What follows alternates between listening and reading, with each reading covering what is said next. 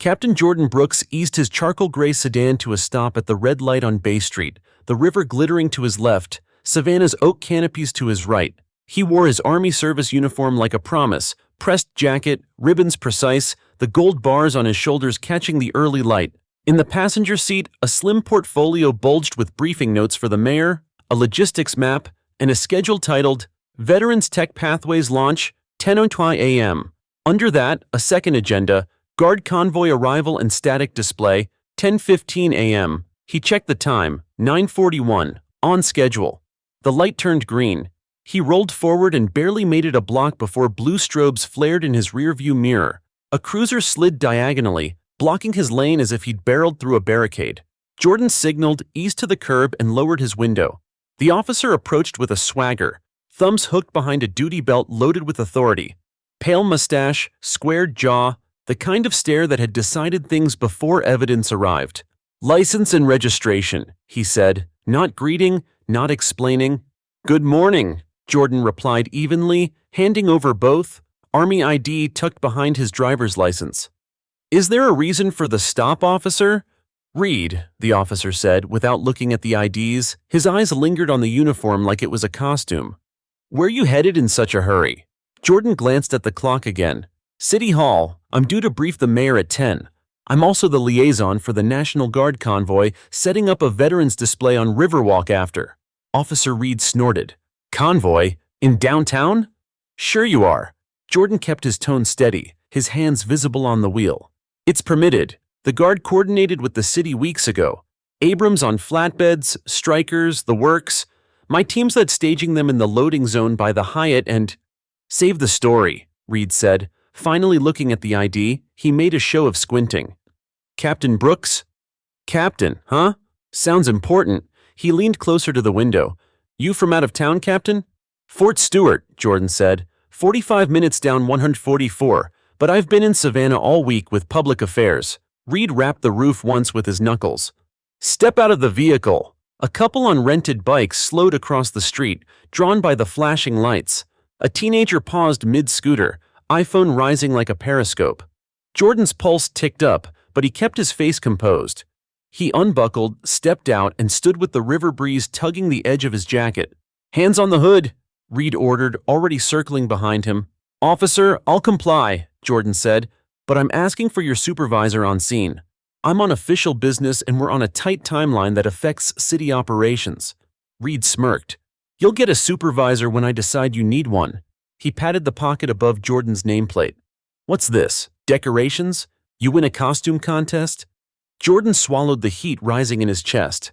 10 years of service, Afghanistan, Kuwait, stateside disaster response, had taught him the value of choosing where to spend anger. They're service awards, he said, and I'm not your problem. If you check your dispatch, you'll see the street closure advisory for… The radio on Reed's shoulder crackled. Unit 12, be advised, Riverwalk restrictions begin at 10:00 hours. City Hall confirms a permitted military… Reed thumbed the volume down, eyes never leaving Jordan's face. I'll decide what City Hall confirms. Across the way, a woman in a sun hat shouted, He's in uniform! What's wrong with you? The teenager's camera caught the light, blinking red. Jordan heard the distant thrum before Reed did. Low, rhythmic, like thunder rolling under cobblestones. He felt it more than heard it, a vibration gathering in the bones. He checked the time again. 9:49. Officer, Jordan said, turning his head slightly, I'm telling you as courtesy and as a matter of public safety, you're about to have heavy equipment moving into this corridor. If we don't coordinate, your cruiser is going to block the lowboy route. Reed's laugh cracked sharp. Heavy equipment? In minutes? Who do you think you're scaring? Another cruiser arrived, parking more neatly behind Reed's. A younger officer stepped out, scanning the scene, then the uniform, then Reed. Sarge, dispatch just pushed a bulletin. Reed sliced a hand through the air. Handle traffic on Bay. I've got this. Jordan lifted his chin toward the river. The thrum deepened, an industrial heartbeat now. Truck horns, short, coordinated blasts, echoed off brick facades. From the east, past the curve, the lead vehicle appeared.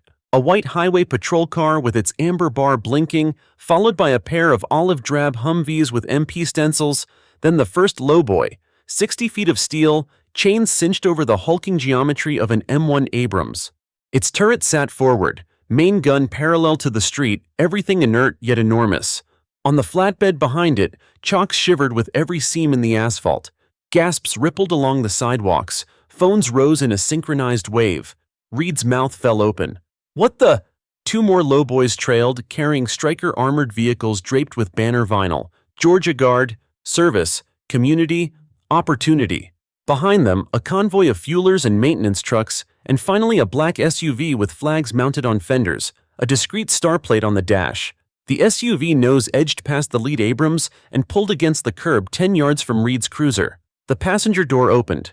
Lieutenant Colonel Elena Vargas stepped onto the pavement in a pressed OCP uniform, her patrol cap tucked neatly under one sleeve. Beside her, a pair of military police dismounted from the Humvee, cranial headsets around their necks, reflective belts flashing under the sun. She spotted Jordan immediately. "Captain Brooks, why is this lane blocked?" Her eyes flicked to Reed, then to the angled cruiser. "Officer, I'm Lieutenant Colonel Vargas, Georgia Army National Guard. We're on a city-permitted route. We need this corridor cleared now, please." Reed recomposed himself with a shrug, lowering his hand to the holster he'd been resting on like a prop. "This man was speeding," he said. "Couldn't verify his story. For all I know, the uniform's a fake." Vargas's expression didn't change, but her voice cooled a full 10 degrees.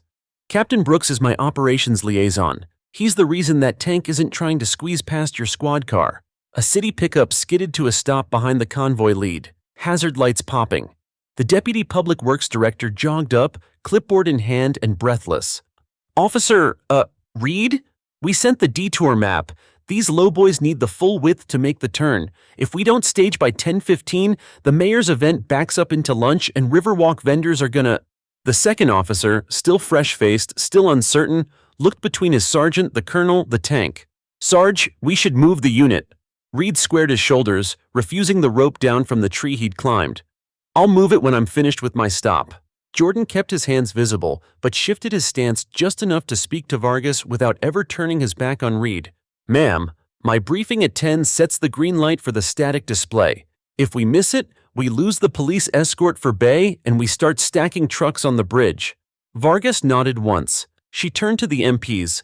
"Sergeant, establish a safety perimeter. No pedestrians within 50 feet of the lowboys. Get the PA system up. We're going to guide this like threading a needle." The MPs moved with crisp economy, unfurling cones and rope lines. One of them keyed a handheld mic, and a warm voice rolled down Bay Street. "Good morning, Savannah. For your safety, please stand behind the barriers. Heavy vehicles will be maneuvering shortly. Thank you for your cooperation." Cameras pivoted from Jordan and Reed to the rumbling armor. Vendors peered from doorways. The Riverwind lifted the flag on the SUV fender and it snapped high, U.S. colors bright against the live oaks. Reed's jaw worked. The thunder of diesel surrounded him now, indifferent to pride. Vargas stepped closer, not menacing, simply immovable, the way granite ignores rain. "Officer Reed," she said, "we need your help. Public safety first, then you can write a citation if you still believe you have cause. But right now, that cruiser is the only thing stopping a safe, permitted, city-endorsed movement that you are also sworn to protect." A long beat. The teen with the iPhone filmed every frame. Reed's radio crackled again, a dispatcher now distinctly urgent. "Unit 12, confirm you are clearing Bay Street lanes per convoy permit. Mayor's liaison is on line 2. He blinked. The choice, impossible to ignore, lay bare. Jordan said nothing. He didn't plead. He didn't flinch. He stood as he had in desert sun and hurricane rain, patient, prepared, watching the mission, not the noise. Reed exhaled through his nose, flicked the cruiser into gear, and jerked it straight. He threw one last look at Jordan, resentment fighting recognition, then pulled to the opposite curb. The Abrams eased forward, chains groaning. The city's heartbeat synced now with 40 tons of tempered steel. And as the convoy began to flow, the story had already moved beyond one angry stop. The crowd saw a captain who kept his bearing, a colonel who turned tension into order, and a street where, in minutes, tanks really did roll in. The Abrams crept forward, diesel fumes hanging heavy, chains clanking like a slow drumbeat. Pedestrians who'd only moments before been gawking at the flashing lights now scrambled to lift their phones higher, recording every second. What was supposed to be a routine escort had transformed into an unscripted showdown between arrogance and authority. Captain Jordan Brooks stood off to the side, hands still visible, but the balance of power was shifting. He was no longer the man under suspicion. He was the center of gravity in a storm that had captured the city's attention. Lieutenant Colonel Vargas raised a hand, directing the first flatbed through the narrow corridor Reed's cruiser had finally vacated. The crowd applauded as though watching a parade, though the tension in the air was thicker than any celebration.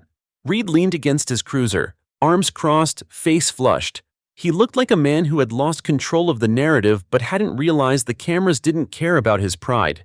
They cared about the truth unfolding in real time.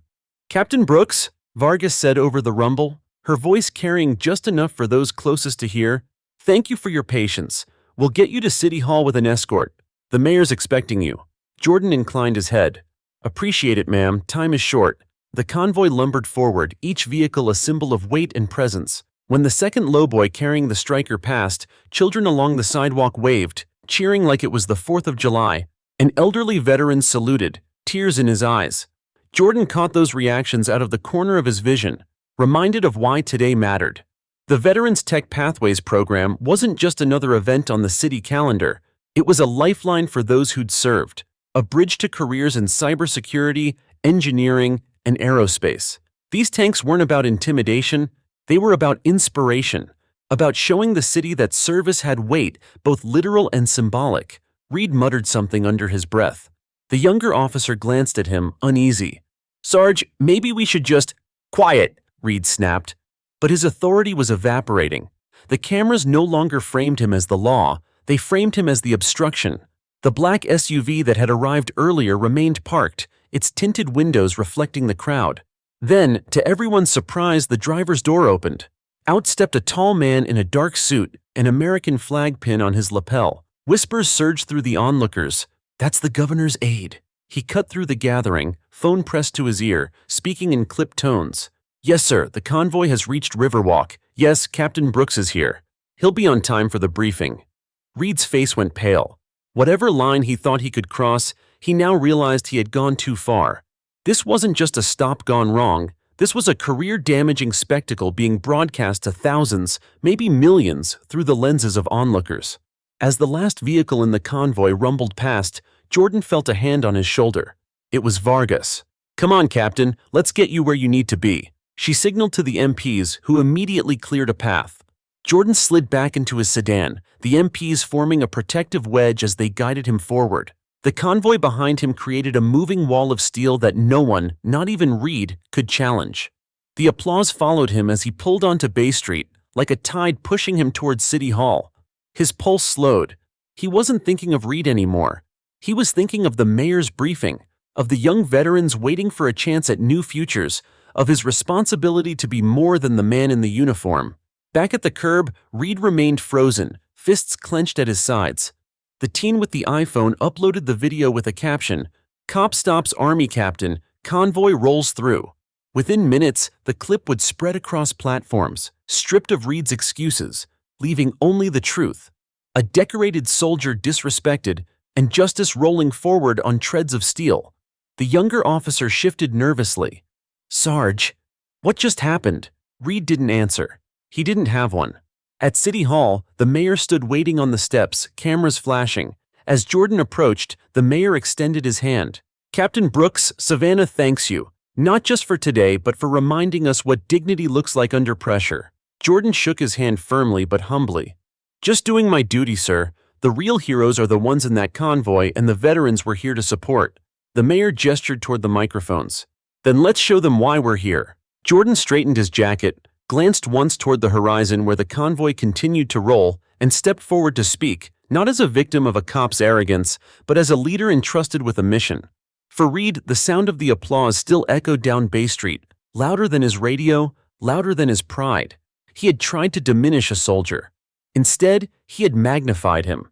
And as the city turned its attention to the captain and the tanks that symbolized service and sacrifice, Reed realized the story had left him behind.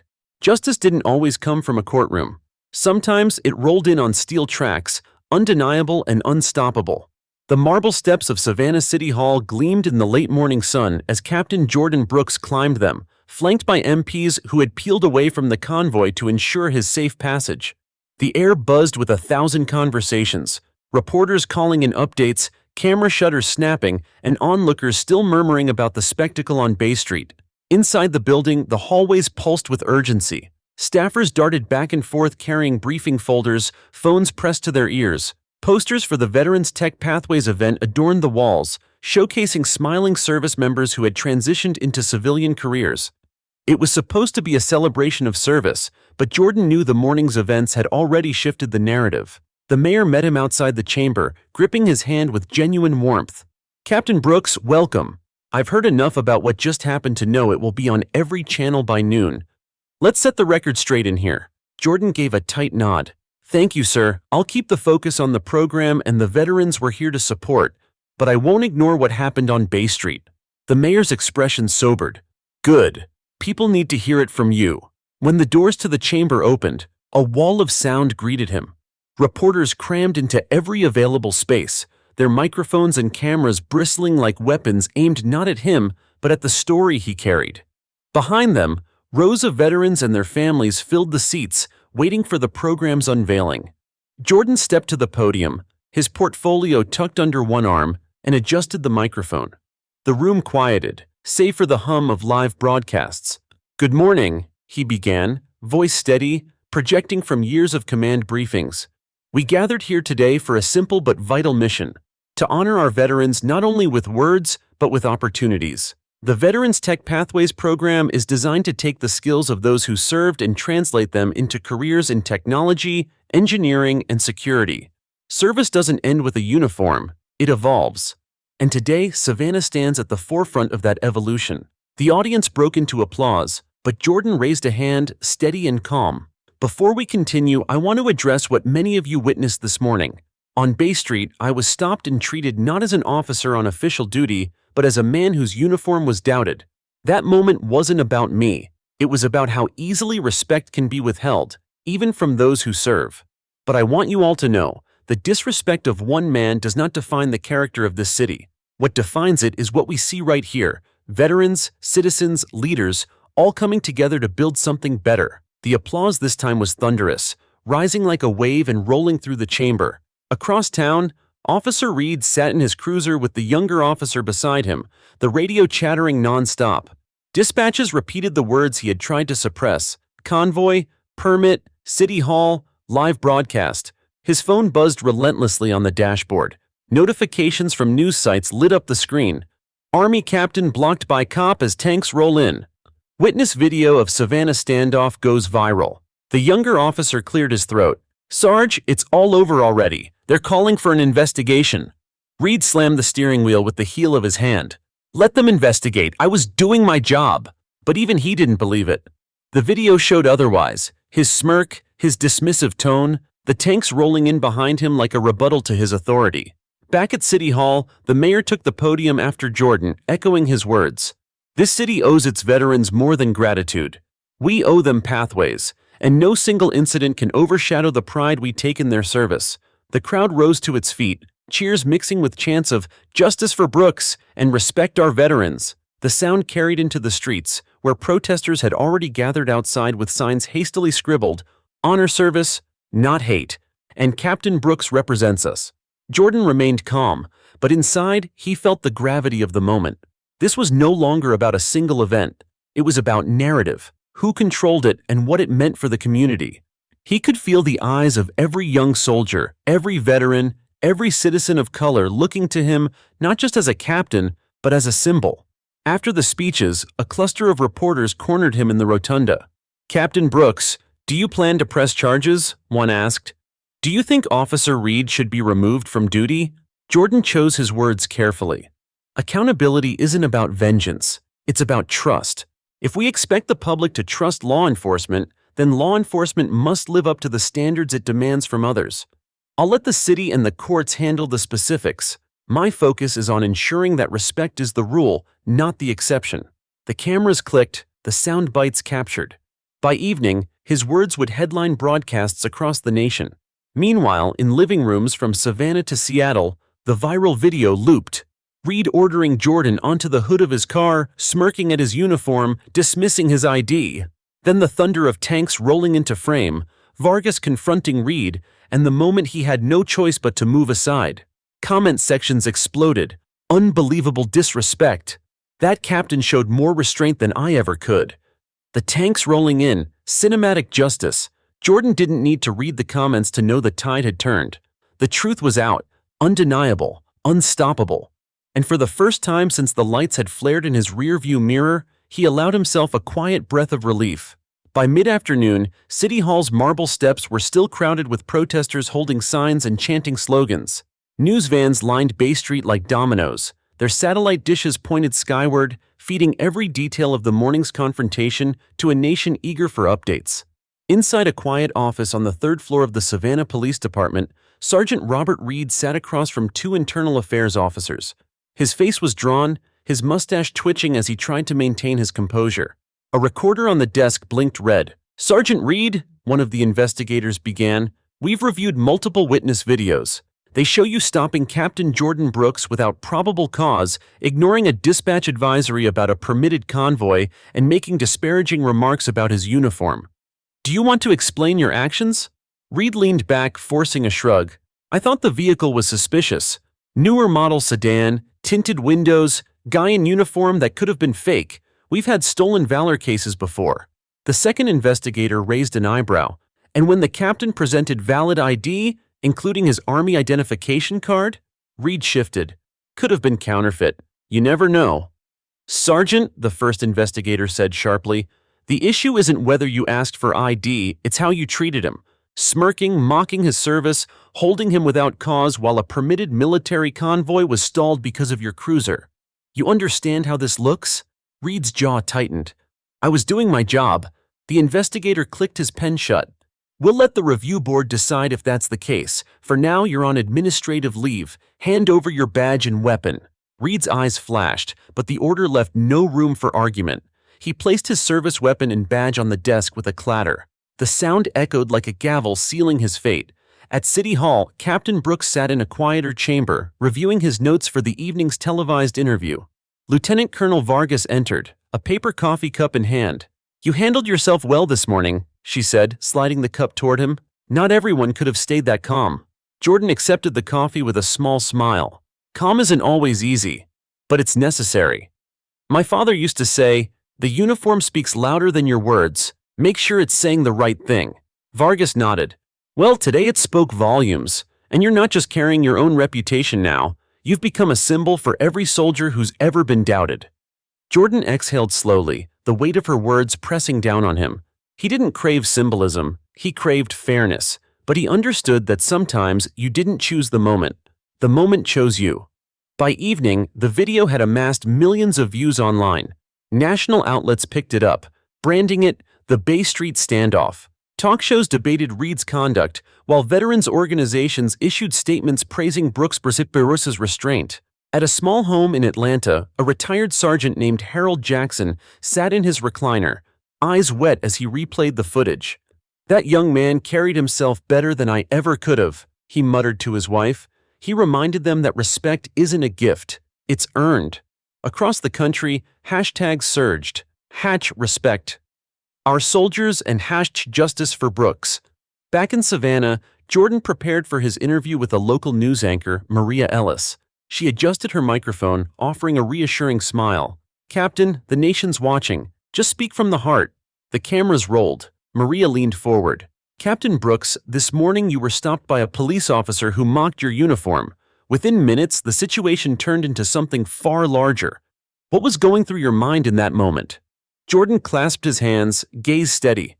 "Honestly, I was thinking about the convoy, about the veterans waiting for today's event, and about making sure the situation didn't escalate into something dangerous.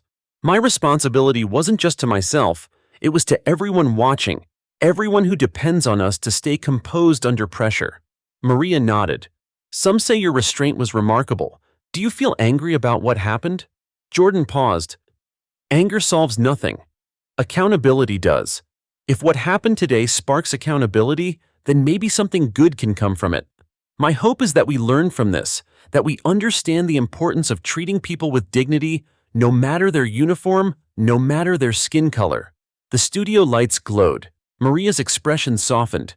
And what message would you send to the young men and women who saw that video and felt discouraged? Jordan leaned closer to the mic. Don't let anyone tell you your worth. You define it. Your service, your dedication, your character, that speaks louder than ignorance ever could. Applause erupted from the small audience behind the cameras. Later that night, Reed sat alone in his kitchen, TV flickering with clips of Jordan's interview. Beer bottles lined the counter, but the silence in the house was heavier than the news. For the first time, he saw himself through the public's eyes, not as an authority figure, but as the antagonist in a story he couldn't rewrite. Meanwhile, in living rooms across Savannah, families spoke of Jordan with pride. Children asked their parents what it meant to serve. Veterans shared their stories with neighbors who'd never known the weight of a uniform. Jordan himself walked the quiet streets back to his hotel, the night air cooler, the noise of the day finally receding. His phone buzzed nonstop with messages of support, from fellow officers, from veterans, even from strangers. But he ignored them for the moment, lifting his gaze instead to the city lights glimmering against the dark river. He knew tomorrow would bring more cameras, more questions, more weight. But for now, he allowed himself a small smile. The mission had always been service, and today, service had spoken louder than hate. By dawn the next morning, the footage from Bay Street had already gone national. Cable news networks played the clip on repeat. Reed's sneer, Captain Brooks' calm composure, and the thunder of tanks cutting through arrogance. Commentators filled the airwaves, some praising Brooks' dignity, others demanding systemic accountability. In Washington, D.C., lawmakers tweeted statements of support. One congresswoman wrote, "Captain Brooks showed what leadership looks like under pressure. Our veterans deserve better than disrespect." The post had over 1 million likes by breakfast. At Savannah's riverfront, where the Veterans Tech Pathways Expo was opening, attendance doubled overnight. What was supposed to be a modest community event had transformed into a rallying point.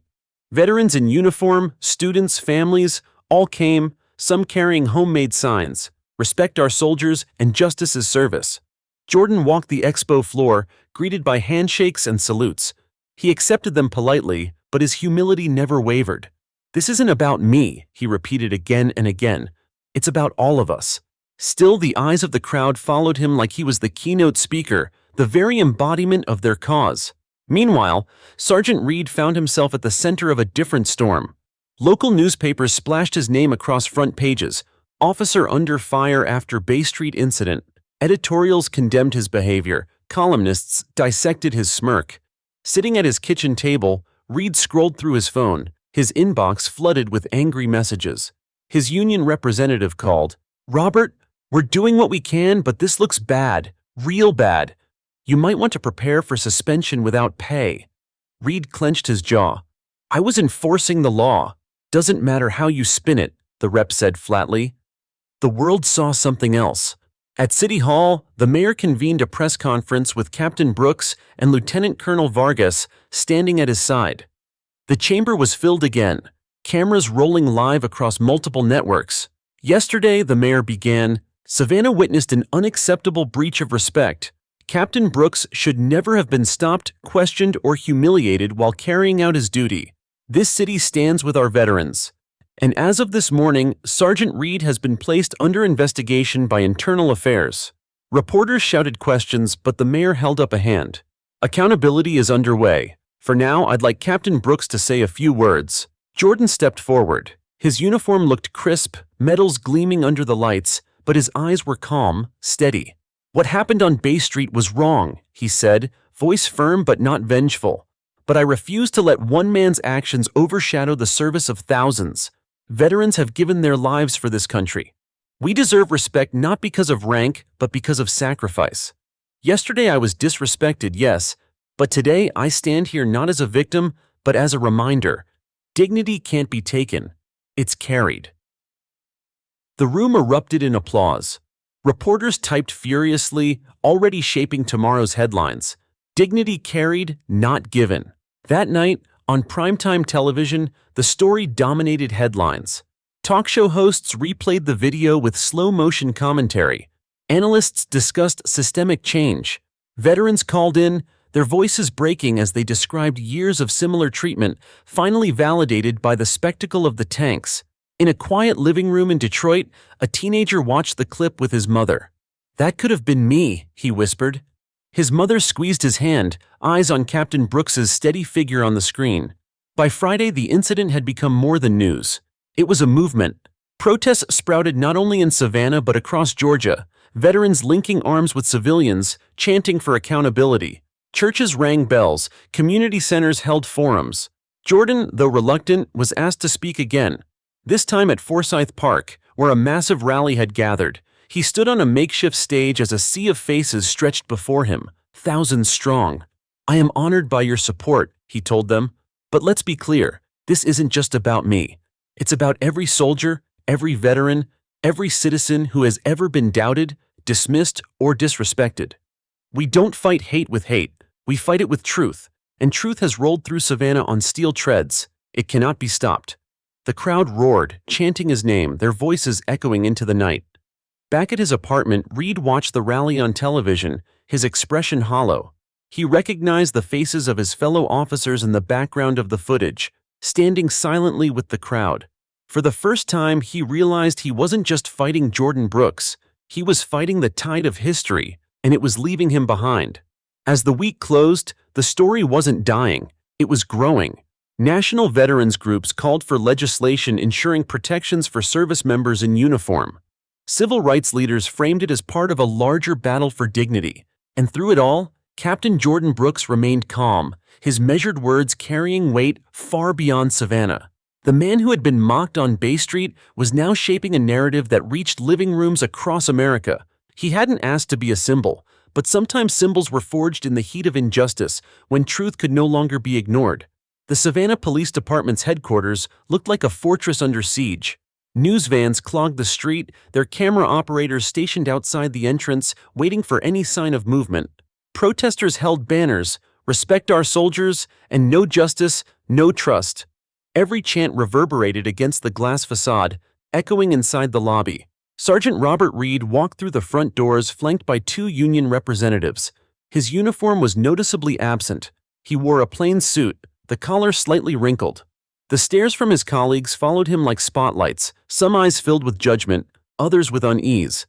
For years, Reed had carried himself as if untouchable. Now, with his badge suspended, the weight of consequence pressed heavy on his shoulders. In the conference room upstairs, the Internal Affairs Board had assembled. 3 senior officers sat behind a long oak table, their expressions unreadable. A digital recorder blinked red. The chairwoman spoke first. "Sergeant Reed, you're here today to provide your account of the Bay Street incident. Please remember, this is a formal inquiry. Your answers will be part of the official record." Reed cleared his throat. "I conducted a routine stop. The driver presented himself as an Army captain. I found inconsistencies and—" The chairwoman cut him off. "Which inconsistencies? His military ID was valid, his convoy was permitted, and you disregarded dispatch advisories." Reed shifted uncomfortably. "I thought the ID could be fake. We've had imposters before." A board member leaned forward. "Is that your only defense? Because witnesses and video footage show you mocking the captain, questioning his uniform, and smirking while tanks lined the street." Reed's jaw clenched. He glanced at his union reps, but they stayed silent. "This isn't just about a poor decision," the chairwoman continued. "It's about conduct unbecoming of an officer. You embarrassed this department in front of the entire nation." The words landed like blows. For the first time, Reed realized the thin shield of doing his job wouldn't hold. At the same time, across town, Captain Jordan Brooks sat in a quieter chamber at City Hall. Community leaders, veterans, and journalists had gathered to hear his perspective on the broader issues now spotlighted by the incident. "Captain," a reporter asked, "some are calling this a turning point for policing and veteran relations. Do you agree?" Jordan folded his hands. "I think moments like these show us what's broken. Respect shouldn't be conditional. Service shouldn't be questioned based on appearance. If this moment becomes a turning point, it'll be because communities demanded it, not because I asked for it." A veteran in the audience raised his hand. "Sir, my grandson saw what happened. He's 17, thinking about enlisting. He asked me, if they don't respect him, will they respect me? What do I tell him?" Jordan's eyes softened. "You tell him respect doesn't come from everyone, but it comes from those who matter. You tell him service is bigger than ignorance, and you remind him that change happens because brave people, like you, like him, demand it." The room broke into applause, not raucous but steady, like a heartbeat. Back at police headquarters, the inquiry pressed on. Reed's voice grew sharper, more defensive. "You're all letting the media dictate this. That man, Captain Brooks, used the situation to make me look like a villain. He wanted the cameras." One of the board members raised an eyebrow. "Captain Brooks didn't call the media. The convoy was on a public street.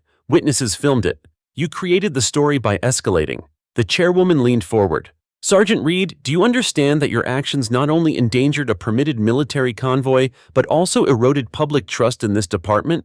Reed's silence spoke louder than any denial. "We'll reconvene next week with our decision," she concluded. "Until then, you remain on unpaid leave." Reed rose slowly, the scrape of his chair echoing in the hushed room. For the first time, he didn't feel like a sergeant. He felt like a man cornered by his own arrogance. That evening, the local news ran a split-screen broadcast. Reed leaving police headquarters, stone-faced under a barrage of questions, and Captain Brooks speaking calmly at a community forum. The contrast was striking, one man shrinking under scrutiny, the other rising under responsibility. At a diner on the city's west side, two veterans watched the coverage. "That captain's the real deal," one muttered. "And that cop? He's finished." The other nodded. "Good. Maybe this'll finally wake folks up." Later that night, Jordan returned to his hotel. Exhaustion tugged at him, but the messages kept pouring in. One caught his eye, from a mother in Ohio. "My son saw your story. He's 12. He said he wants to be like you, calm, strong, and brave. Thank you for showing him what dignity looks like." Jordan closed his eyes, letting the words sink in. He hadn't chosen this role, but now it was his. Not just as a captain, but as a symbol for those who needed hope. As he set his phone aside, he glanced out the window. The city lights flickered against the dark sky, restless yet full of promise. Tomorrow would bring more questions, more pressure, but tonight, he allowed himself a quiet moment of peace. The storm around Bay Street was far from over, but Jordan Brooks had already won the battle that mattered most. He had turned humiliation into dignity, silence into voice, and doubt into unwavering respect. Saturday morning dawned with a restless energy in Savannah. The Bay Street standoff wasn't just yesterday's news anymore, it was the nation's headline. Every major network had sent correspondents. Social media feeds still looped the footage of Reed sneering at Captain Jordan Brooks, tanks rolling into frame like a movie scene that no one could stop watching. But beneath the clamor, a new storm brewed. Reporters began digging into Reed's past, and what they uncovered only added fuel to the fire. At the Savannah Herald, investigative journalist Claire Morrison leaned over her desk, scrolling through decades-old disciplinary records she'd requested. "He's had 5 complaints," she whispered to her editor. "Excessive force, racial remarks, even one case dismissed because of lack of evidence." The editor frowned.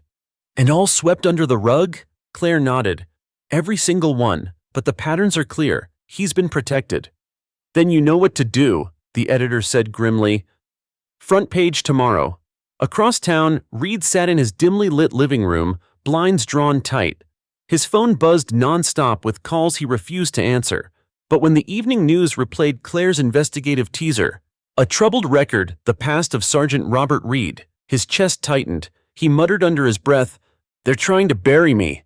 His wife, standing in the doorway, crossed her arms. "Robert, you did this to yourself." Reed glared. "I served the city for 20 years. She shook her head. "And what do you have to show for it now? Headlines. Shame. Our kids don't even want to go to school on Monday." The silence that followed was heavier than the chants still echoing downtown. Meanwhile, Captain Brooks found himself in yet another unfamiliar spotlight. The Army PR office asked him to attend a press conference at Fort Stewart. He didn't want to. He hadn't asked for any of this. But when Colonel Vargas looked him in the eye and said, "Jordan, this is bigger than you," he agreed. The press conference drew dozens of cameras. Jordan stood at the podium, the Army crest looming behind him. "I want to be clear," he began, voice steady. "This isn't about me versus one officer.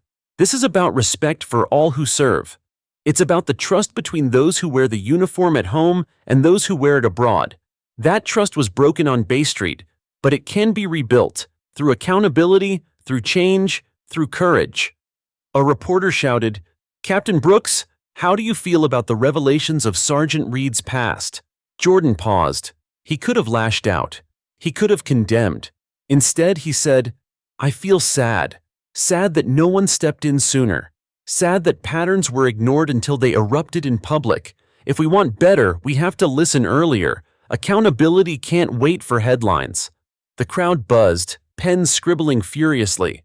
Back in Savannah, protests swelled larger than ever. Forsyth Park was a sea of bodies, veterans linking arms with students, parents carrying children on their shoulders. The chants shook the ground. Justice for Brooks! Justice for all! News drones buzzed overhead, broadcasting live. One clip captured a Vietnam veteran clutching a flag, his voice breaking as he said, "We fought overseas for respect, and now we fight at home for it too." The image went viral. That evening, in a quiet diner on the outskirts of town, Jordan finally caught a moment of peace. He sat in a booth with his childhood friend Marcus, a local firefighter. "You ever think life would put you here?" Marcus asked, sipping coffee. Jordan shook his head. "I thought I'd be leading training drills this week, not leading a movement." Marcus leaned closer. "You didn't choose this, but you're handling it better than anyone else could. People need you to keep going." Jordan stared out the window, where the glow of protest fires reflected against the clouds. "What if I'm not enough?" he whispered. Marcus smirked. "Then the thousands chanting your name will remind you. You're not doing this alone." At the same time, Reed paced his kitchen, muttering to himself. He slammed the fridge door, then hurled a glass across the room, shattering it. "Everything I built, they're tearing it apart!" he roared. But when he looked in the mirror above the sink, the reflection staring back wasn't a sergeant or a protector. It was a man unraveling, crushed under the weight of his own past. By Sunday morning, the Savannah Herald ran its explosive front page. Sergeant Reed's troubled record. Years of complaints, little action. Copies sold out within hours. Commentators across the country seized on the report. How many others like Reed had been shielded? How many complaints had been buried? The question wasn't just about one officer anymore. It was about the system. And for Jordan Brooks, it was proof that his humiliation on Bay Street had become a catalyst far beyond anything he'd imagined. He hadn't asked to be the face of change, but change had found him. And now the whole nation was watching. By Monday morning, Savannah felt like the epicenter of a national reckoning. Satellite trucks still crowded Bay Street. Protesters had pitched tents near City Hall, vowing not to leave until justice was served. News anchors broadcast live, their voices carried over the chants and the beating of drums. At police headquarters, Chief Alvarez called an emergency meeting. The conference room buzzed with tension as senior officers filed in, some grim, others anxious. On the agenda, Sergeant Robert Reed.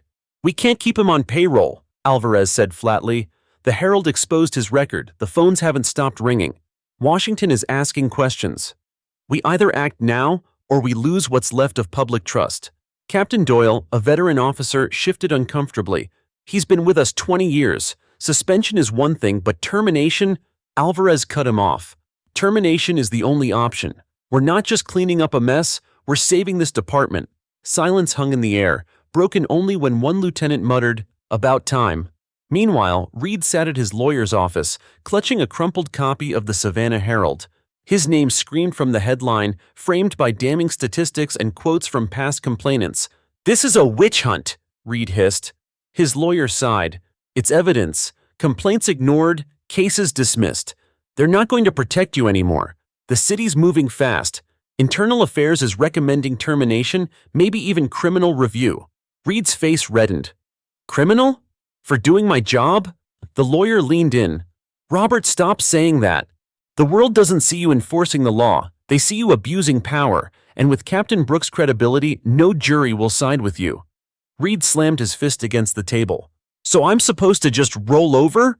You're supposed to prepare for what's coming." Across town, Captain Jordan Brooks drove quietly through Savannah's historic district, passing protesters waving flags and holding signs with his name. The chants echoed through the streets. "Brooks! Brooks! Justice now!" His phone buzzed with a call from Colonel Vargas. "Jordan," Vargas said, "the Pentagon's watching this closely. They don't want you politicized, but they also know you've become a symbol. There's talk of sending a formal delegation to Savannah." Jordan sighed. "This was never supposed to be about me." "I know," Vargas replied. "But sometimes we don't choose the battlefield. It chooses us." Jordan glanced at the faces outside. Young, old, veterans, civilians, united in a way he'd never seen. He understood Vargas was right. At City Hall, the mayor prepared for another press conference. This time, the crowd outside was larger than ever. He stepped to the podium flanked by Captain Brooks and community leaders. Cameras clicked furiously. After reviewing Sergeant Reed's record, the mayor announced, and in light of recent events, the Savannah Police Department is moving to terminate his employment effective immediately. Furthermore, the city will open an independent review into past complaints that were overlooked. This is the beginning of accountability. Gasps rippled through the audience, followed quickly by applause and chants. Reporters shouted questions, but the mayor raised his hand. This city is committed to justice. Captain Brooks, would you like to speak? Jordan stepped forward. His voice was calm but firm. This decision is not about vengeance. It's about ensuring dignity for every citizen and every soldier. What happened to me was wrong, but what happens next is more important. We must build a city and a country where respect is not questioned and justice is not delayed. The crowd erupted, chanting his name again. Watching from his living room, Reed hurled a remote at the television, shattering the screen. His wife, standing in the doorway, whispered, "It's over, Robert." He spun toward her, eyes wild. "No, they think they can erase me, but they can't. I'll fight this. I'll sue. She shook her head. "Fight all you want, but the world has already decided." Later that night, Jordan sat with Marcus at the same diner as before. The protests still echoed outside, but inside, there was a fragile quiet. Marcus grinned. "You realize you've become bigger than Savannah? People are calling you the face of a movement." Jordan frowned. "That scares me. I'm just a soldier who wanted to get to a meeting. Now I'm leading something I never asked for." Marcus leaned forward. "Maybe that's why it works. You're not chasing fame. You're chasing justice. People can tell the difference." Jordan sipped his coffee, staring out at the glowing city. "If this is what it takes to make change, then I'll carry it. But I won't let it turn into hate." By midnight, the news spread nationwide. Sergeant Reed fired amid scandal. Editorials framed it as the start of reform, but also as a cautionary tale. What happens when misconduct festers unchecked until it explodes in public view?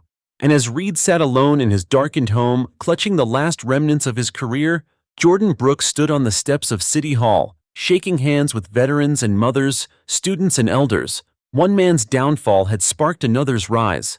And though Jordan never wanted the role, he understood now. He wasn't just carrying his own dignity, he was carrying theirs too.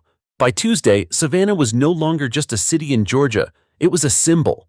Every major network had their anchors broadcasting from Bay Street. Hashtags like #JusticeForBrooks and #EndPoliceAbuse trended across platforms. Even late-night hosts weighed in, their jokes carrying sharp undertones of truth. Captain Jordan Brooks awoke in his hotel room to a dozen new interview requests. CNN, the New York Times, even international outlets wanted his perspective. But Jordan hesitated. He wasn't an activist, he was a soldier. Yet somehow, the country had placed him at the heart of a cultural storm. Colonel Vargas called again. "Jordan, I need to remind you, keep it professional. You represent the Army now, whether you like it or not. Don't let them drag you into politics." Jordan rubbed his temples. "With all respect, sir, it already is political. But I'll stay true to who I am." Meanwhile, Robert Reed's world unraveled further.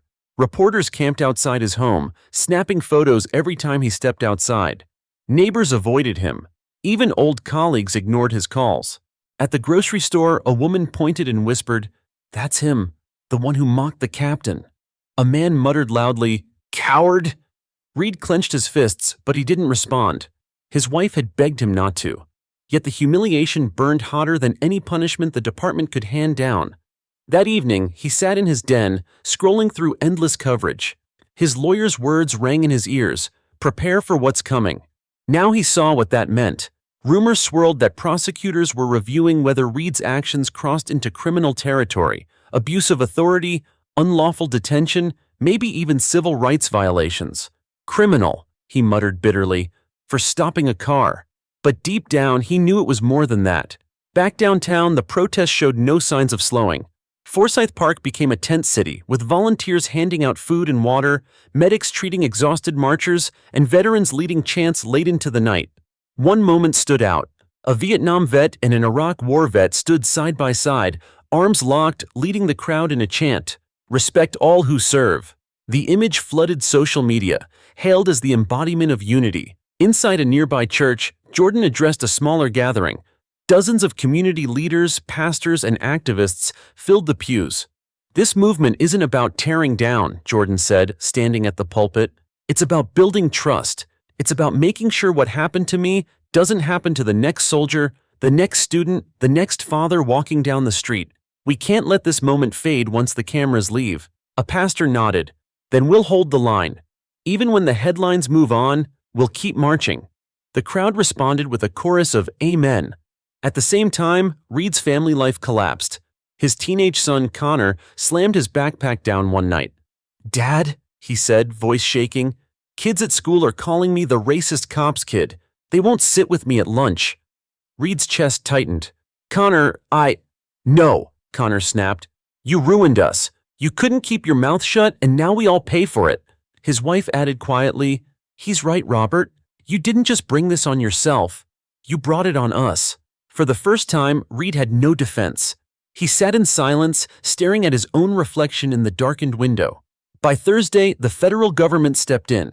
The Department of Justice announced a preliminary investigation into the Savannah Police Department's handling of Reed's past complaints.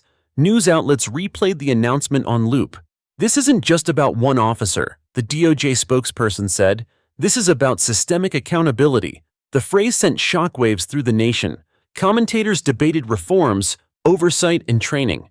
For Jordan Brooks, it was proof that his humiliation had sparked something bigger than himself. That night, Jordan walked alone along Bay Street, the very place it had all begun. The air was thick with the hum of chants and the glow of camera lights. He paused where Reed had stopped his car, remembering the sneer, the disbelief in the sergeant's eyes. Now that same spot was covered in flowers, flags, and handwritten notes. "Thank you for your service. We stand with you." "Justice for Captain Brooks?" Jordan knelt, tracing his fingers over one of the notes. He whispered to himself, "I didn't ask for this fight, but maybe it found me for a reason." Behind him, a voice called out, "Captain Brooks!" He turned to see a young boy, maybe 10 years old, holding a small notebook. "Can I get your autograph?" Jordan smiled gently, signing the page. The boy beamed. "I want to be a soldier like you someday." Jordan placed a hand on his shoulder. "Then be strong. And always remember, respect goes both ways." The boy nodded eagerly before running back to his mother. Jordan stood there, gazing at the city that had turned his ordeal into a movement. For the first time, he allowed himself to feel not just the burden of responsibility, but the pride of purpose. Across town, Robert Reed sat in silence, his career gone, his family fractured, and his name disgraced. The city he once patrolled had turned its back on him, and for the first time he realized he wasn't just fighting the system, he was fighting the truth about himself. By Friday morning, Savannah's story had stretched across the entire nation. From New York to Los Angeles, cities echoed with chants of solidarity. Crowds marched holding signs of Captain Brooks's face alongside messages like, "Respect those who serve," and "Accountability now." In Washington, the White House press secretary addressed reporters. "The president has been briefed on the events in Savannah and is following developments closely. We will not tolerate misconduct that undermines trust between law enforcement and the citizens they serve, especially our service members." The statement lit up every news channel. For the first time, the highest office in the country had acknowledged what had happened on Bay Street. Back in Savannah, Captain Jordan Brooks barely had time to breathe. His phone buzzed constantly. Interviews, invitations, and now an official message from the Pentagon. "Report to Washington, D.C. for consultations." Jordan sat at the edge of his hotel bed, staring at the message. He had never sought this role, yet somehow he was now a bridge between the army, the people, and the nation's leaders. Marcus, ever the loyal friend, knocked on the door and walked in without waiting. "You look like someone just drafted you into another war." Jordan chuckled faintly. "Feels like it. They want me in D.C. Marcus whistled. "That's huge, but you ready for that spotlight?" Jordan sighed. "Doesn't matter if I'm ready. The moment's here." Meanwhile, Robert Reed sank deeper into isolation. His house, once a quiet refuge, had become a cage. Reporters still hovered outside. His wife avoided him, speaking only when necessary. Connor, his son, spent most of his time at a friend's house, too ashamed to be seen at home. Reed flipped through channels, every screen replaying his downfall. Protesters cheering Jordan, Headlines about Reed's termination. Legal analysts speculating about charges. They want to make an example out of me, he muttered bitterly. But even as he said it, he knew the truth. He had made an example out of himself. At Forsyth Park, Friday's protests grew into a festival of resilience. Local musicians played drums and guitars, veterans shared stories on stage, and volunteers handed out meals. It felt less like anger and more like hope, a vision of what accountability could bring. Among the crowd, Claire Morrison, the journalist who had uncovered Reed's record, walked with her notebook. She watched as families from all backgrounds stood shoulder to shoulder. She scribbled in the margin, "This is no longer just a protest. It's a movement." That evening, Jordan was invited to address the crowd one last time before heading to Washington. He stood on the stage, floodlights illuminating him against the night sky. "I never asked for this fight," he began, voice carrying over the sea of faces. "But it came to me, and I've realized something. Change doesn't wait for volunteers. It chooses those who are willing to stand even when it's uncomfortable. I've seen the strength of this community. I've seen veterans, students, families, all united. And I promise you, wherever this road takes me, I'll carry Savannah's voice with me." The roar of the crowd was deafening. Flags waved, chants erupted, and for a brief moment, Jordan allowed himself to smile. That same night, Reed received a knock at his door. He opened it to find two men in suits, federal investigators. "Sergeant Reed," one said firmly, flashing a badge, "we need to ask you some questions regarding your past conduct. You'll need to come with us." Reed's heart pounded. "Questions? About what?" The agent's voice was steady. "Complaints that were ignored. Incidents buried. It's time we looked closer." Reed's knees felt weak. For the first time, the fear wasn't about humiliation. It was about consequences.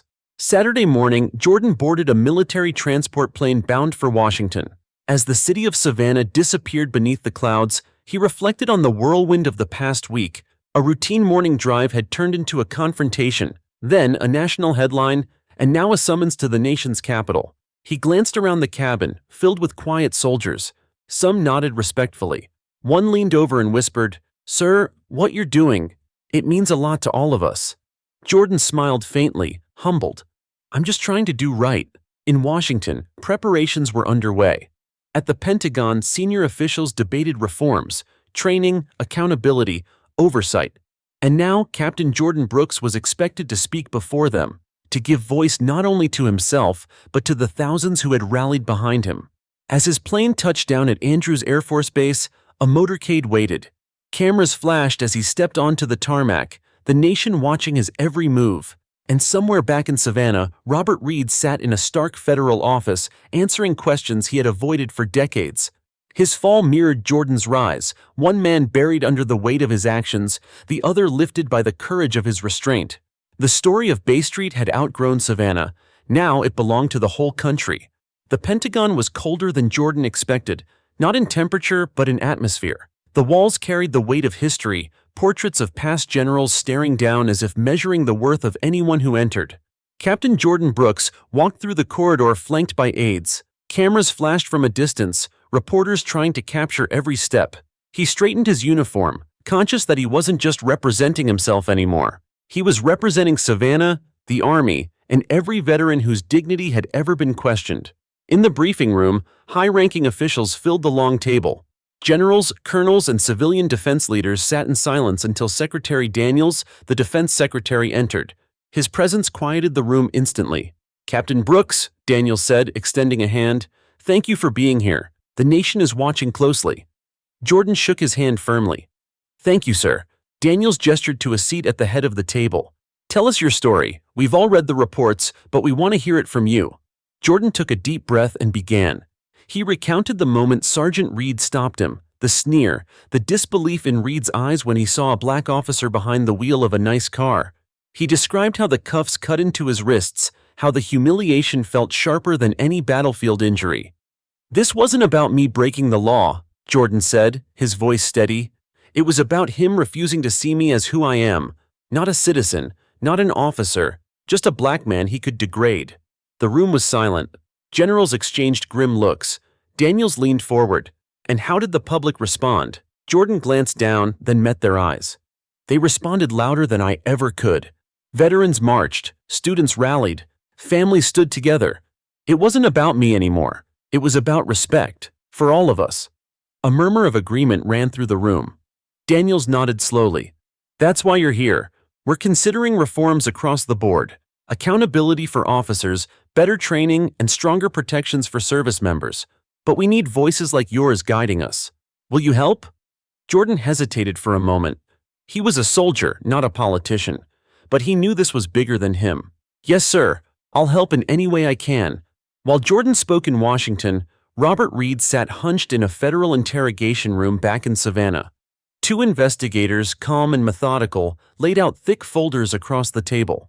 Sergeant Reed, one began, these are past complaints filed against you. Excessive force, racial slurs, unlawful detainment, most were dismissed. We're reopening them. Reed shifted uncomfortably. Those were years ago. Internal Affairs cleared me. The agent's eyes narrowed. Internal Affairs buried them.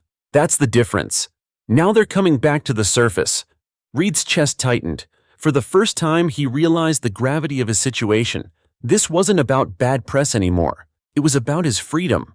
In Washington, after the meeting, Jordan stepped outside to face a wall of cameras. Reporters shouted questions, their microphones thrust forward like weapons. Captain Brooks, do you believe Sergeant Reed should face prison time? Jordan paused. That's not for me to decide. Justice isn't about what I want, it's about what's right. My focus is on building trust, not revenge. Another reporter yelled, Do you plan to enter politics? Jordan shook his head firmly. I'm a soldier. My duty is to serve, not campaign. Still, the speculation only grew. Commentators on evening shows praised his calm demeanor, comparing him to historical figures who had bridged divides in moments of national crisis. That night, Jordan sat in his D.C. hotel room overlooking the city lights.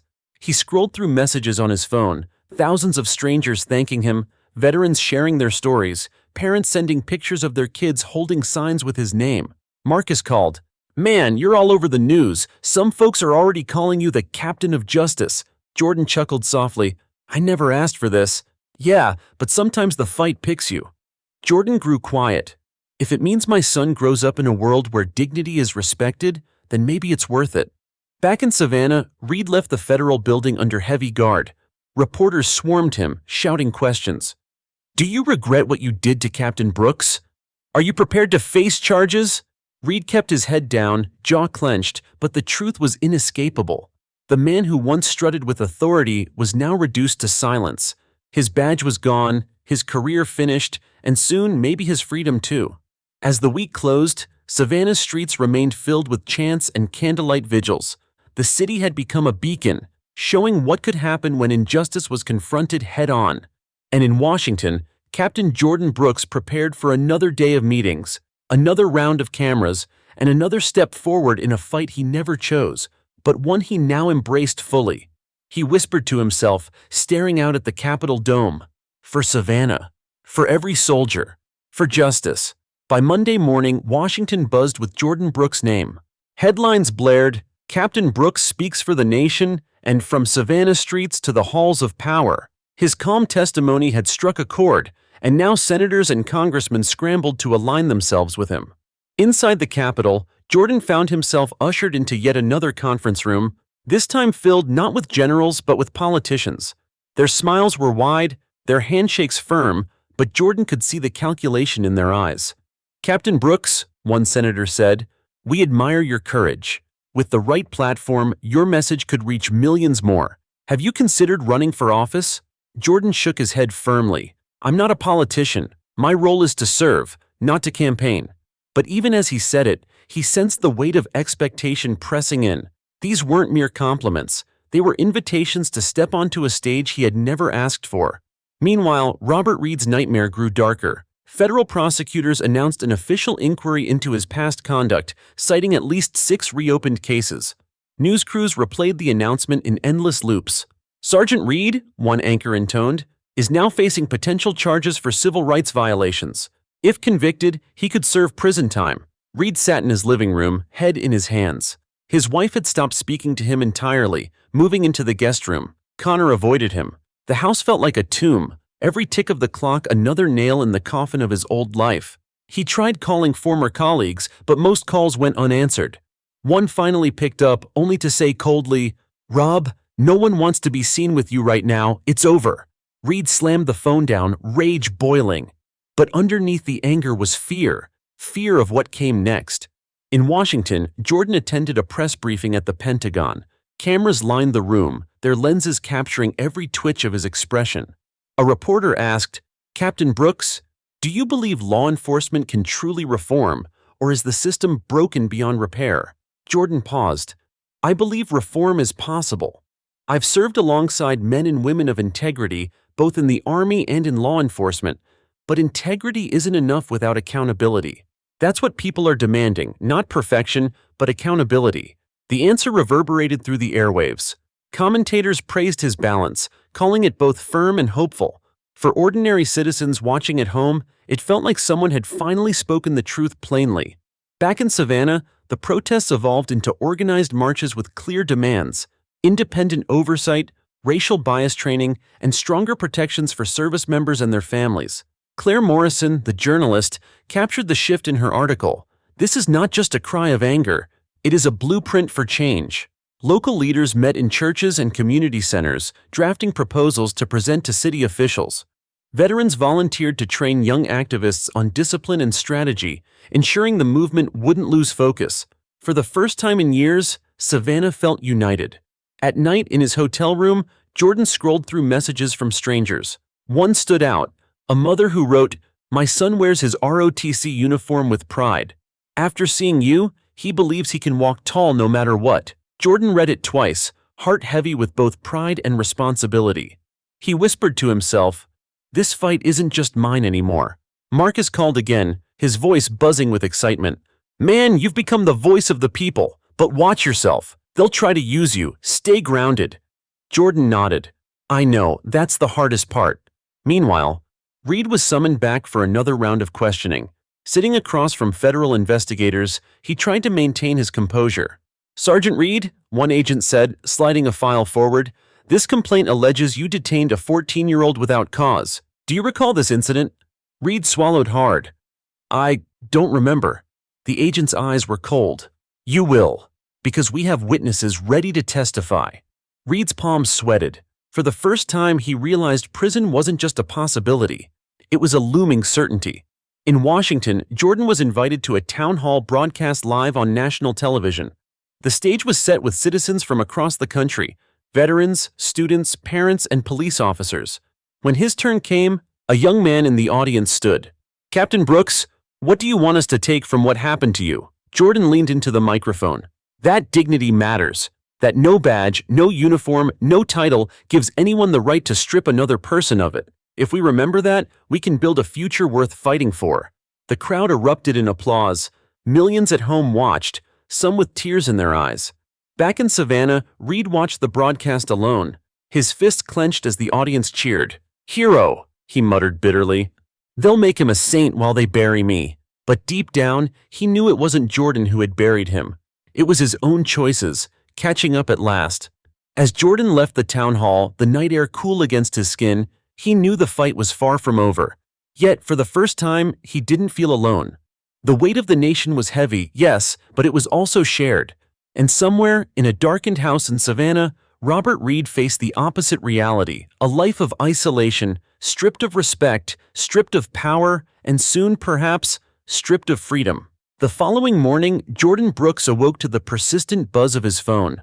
Dozens of notifications flooded the screen, texts from fellow officers, messages from veterans, and alerts from news outlets. But one message stood out, stamped with an official seal.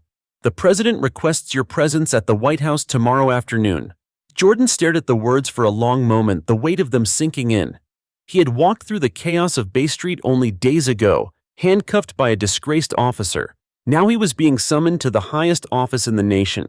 Marcus, ever the early riser, barged into the hotel room with coffee in hand. "What's got you looking like you saw a ghost?" Jordan handed him the phone. Marcus whistled. "Man, from Bay Street to Pennsylvania Avenue, you ready for this?" Jordan exhaled slowly. "Do I have a choice?" While Jordan prepared for the most significant meeting of his life, Robert Reed's world crumbled further. At the federal courthouse in Savannah, prosecutors filed formal charges: civil rights violations, abuse of authority, and falsifying reports. The courtroom buzzed with reporters scribbling notes, cameras flashing. Reed was led in wearing a plain suit, but the absence of his badge and weapon made him look smaller, diminished. His lawyer whispered strategies, but Reed barely listened. Across the aisle, citizens who had once feared his patrols now stared at him with defiance. Among them were families of those he had wronged, their eyes filled with the vindication of long-awaited justice. When the judge read out the charges, Reed clenched his fists under the table. Each word felt like another brick sealing his fate. In Washington, Jordan sat in a quiet room at the Pentagon with Secretary Daniels. The defense secretary studied him carefully. "Tomorrow will be more than a meeting," Daniels said. "The president sees you as a symbol, Captain, a chance to unite people when the country feels divided." Jordan shifted uneasily. "I'm just a soldier who got caught in the wrong place at the wrong time." Daniels shook his head. "No, Brooks, you're a soldier who handled injustice with dignity. That's what makes you stand out." The words lingered with Jordan long after he left the Pentagon. That evening, he took a solitary walk past the monuments of Washington. The Lincoln Memorial glowed under floodlights, its inscription etched deep into marble, "With malice toward none, with charity for all." Jordan ran his hand over the cool stone, thinking of his father and grandfather, men who had worn the uniform, faced their own battles, and passed down the belief that service was honor. He whispered quietly, "I hope I'm making you proud." Back in Savannah, Claire Morrison published a new article. Its headline blazed across social media, "From handcuffs to the White House, Captain Brooks and the call for justice." The piece chronicled Jordan's journey, but it also turned its lens on Robert Reed, detailing years of buried complaints now surfacing in federal indictments. Reed read the article in his dimly lit living room. Every paragraph felt like salt in a wound. His name, once spoken with respect on Savannah's streets, was now synonymous with disgrace. Connor came downstairs, glanced at the paper, and muttered, "I can't even tell my friends you're my dad anymore." Reed's jaw tightened. "Don't you start." But the boy shook his head, eyes full of resentment. "You did this to yourself." The words cut deeper than any headline. Tuesday arrived swiftly. At the White House, security ushered Jordan through marble halls lined with portraits of past presidents. His uniform was immaculate, but his heart raced. Finally, the doors to the Oval Office opened. The president stood waiting, extending a hand with a warm smile. "Captain Brooks," the president said, "thank you for coming on such short notice." Jordan shook his hand firmly. "It's an honor, sir." They sat together as cameras clicked briefly before being escorted out. Then the room grew quiet, just the president, Jordan, and Secretary Daniels. "I wanted to hear directly from you," the president said. "Your story has moved the nation. Tell me, what do you think America needs to learn from what happened?"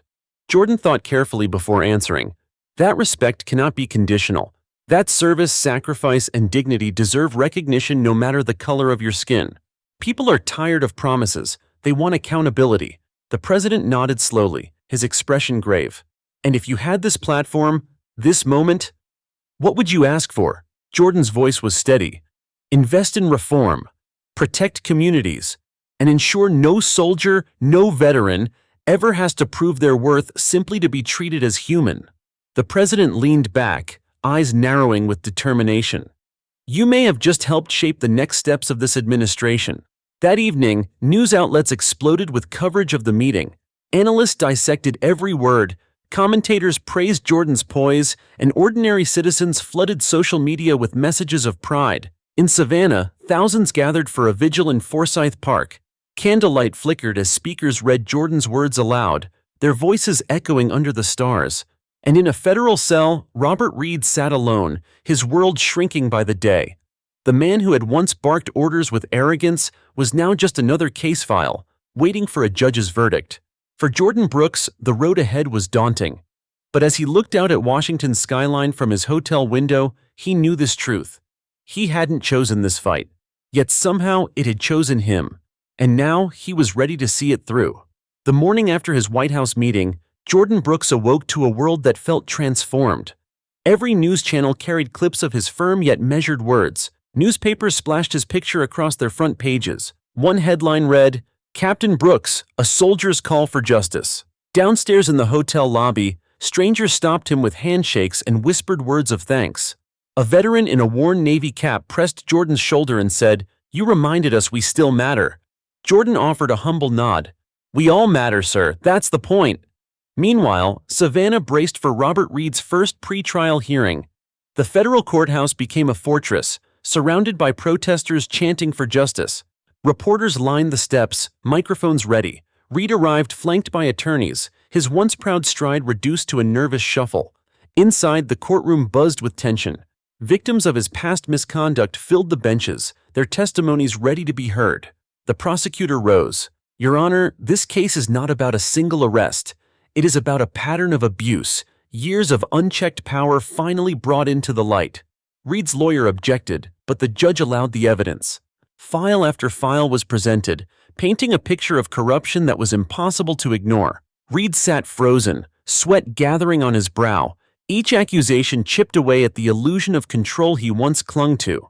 Back in Washington, Jordan was escorted into a Senate hearing room.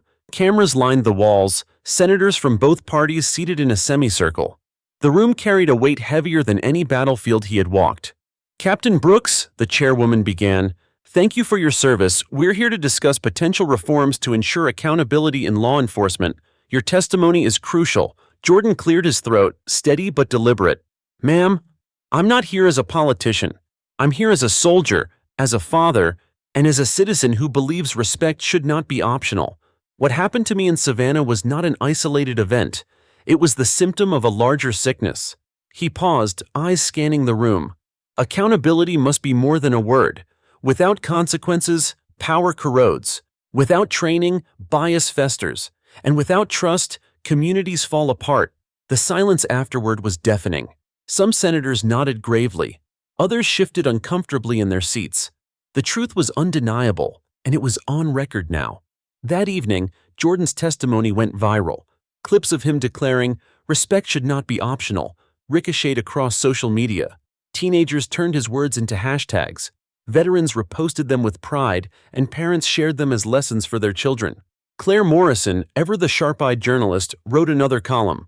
"The Captain's Voice: How One Man's Dignity is Redefining Justice."